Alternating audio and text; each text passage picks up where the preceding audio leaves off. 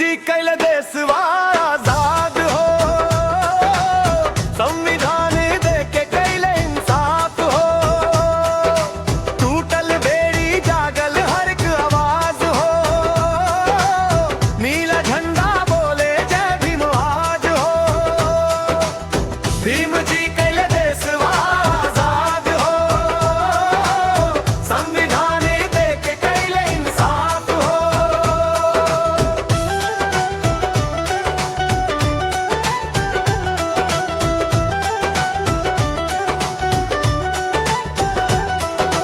सदियों के अंधेरा में दीप जलाई, पढ़े लिखे के रास्ता सबके बताई, छुआछूत तोड़ के सम्मान दिलाई, शोषित पीड़ित के हौसला बढ़ाई, कागज पे लिखलर इतिहास हो,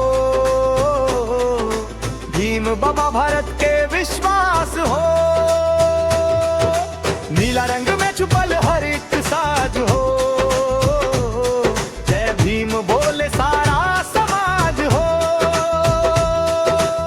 भीम जी कैल देशवा आजाद हो, संविधान दे के कैल इंसाफ हो।